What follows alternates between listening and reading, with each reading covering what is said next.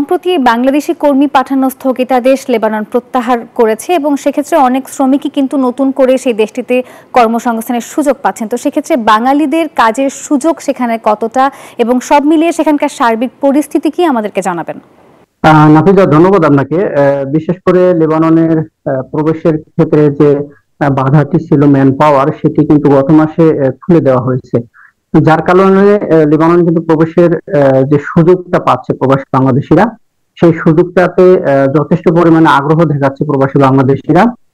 এবং এই আগ্রহর কেন্দ্রবিন্দুতে থাকার কারণেই লেবাননে কিছু অসাধু দালাল চক্র এবং ট্রাভেলস এজেন্সি তারা কিন্তু কিছু বাড়তি সুবিধা গ্রহণ করার জন্য অনিয়মের পন্থা কিন্তু অবলম্বন করছে। তবে বাংলাদেশ দূতাবাস যে কোনো ধরনের অনিয়মের ক্ষেত্রে পদক্ষেপ গ্রহণ করার আশ্বাস দিয়েছে। তবে প্রবাসী বাংলাদেশিরা যারা লেবাননে এখনো বর্তমানে অবস্থান করছেন, তাদের যদিও এখনো লেবাননের পরিস্থিতি খুব একটা শান্ত নয় এবং স্থিতিশীলতা এখনো আসেনি পুরোপুরি ভাবে, তারপরে কিন্তু লেবাননের যে শ্রম বাজারটি রয়েছে সেটি কিন্তু ধরে রাখার জন্য প্রবাসী বাংলাদেশিরা যথেষ্ট কিন্তু চেষ্টা করে যাচ্ছে। তবে লেবাননের যে সার্বিক এখন পরিস্থিতি, তাতে করে 2024-এর যে যুদ্ধটি সংঘটিত হয়েছে লেবাননের, সেই যুদ্ধে কিন্তু প্রবাসী বাংলাদেশিরা তাদের যে কর্মসংস্থানের উপর কিন্তু একটা ব্যাপক প্রভাব কিন্তু পড়েছিল। বিশেষ করে লেবাননের দক্ষিণ অঞ্চলে অনেক প্রবাসী কিন্তু তাদের কর্মসংস্থান হারিয়েছে। সেখান থেকে প্রবাসী বাংলাদেশিরা কিন্তু অন্যত্র সরে যেতে বাধ্য হয়েছে। ফলে তাদের যেমন কর্মসংস্থান ক্ষতিগ্রস্ত হয়েছে এবং তারা অন্যখানে নতুন কর্মসংস্থানে খাপ খেয়ে নেওয়াটাও কিন্তু তাদের জন্য কষ্ট হয়ে যাচ্ছে।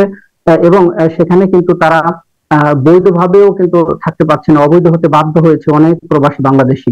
তো সব মিলিয়ে তারপরেও কিন্তু প্রবাসী বাংলাদেশিরা তাদের কর্মসংস্থানটা টিকে রাখার জন্য, অর্থাৎ লেবাননের শ্রম বাজারটা টিকে রাখার জন্য যথেষ্ট পরিমাণে কিন্তু তারা চেষ্টা করে যাচ্ছে। এবং যত প্রকার বাধা এখানে রয়েছে প্রবাসী বাংলাদেশিদের জন্য শ্রম বাজার রক্ষার্থে, সেই বাধাগুলো যাতে সমাধান টানতে পারে, সেই ক্ষেত্রে দূতাবাসের সহযোগিতাও কিন্তু চাচ্ছে এবং যত ধরনের অনিয়ম বা দুর্নীতি রয়েছে সেগুলো যেন দূতাবাস শক্ত হাতে দমন করে, সেই কিন্তু দাবি কিন্তু প্রবাসী বাংলাদেশিরা এই মুহূর্তে তুলছে।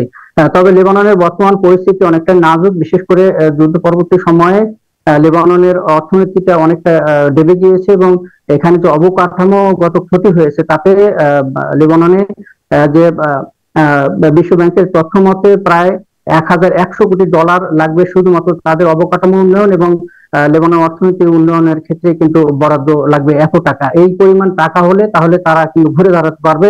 তো মিলন, ধন্যবাদ আপনাকে। বান্ডেল থাকলে প্রতি সেনমানিতে টাকা বাঁচবে। বিকাশ সেনমানি বান্ডেল কিনে জিতুন প্রতি লেনদেনে।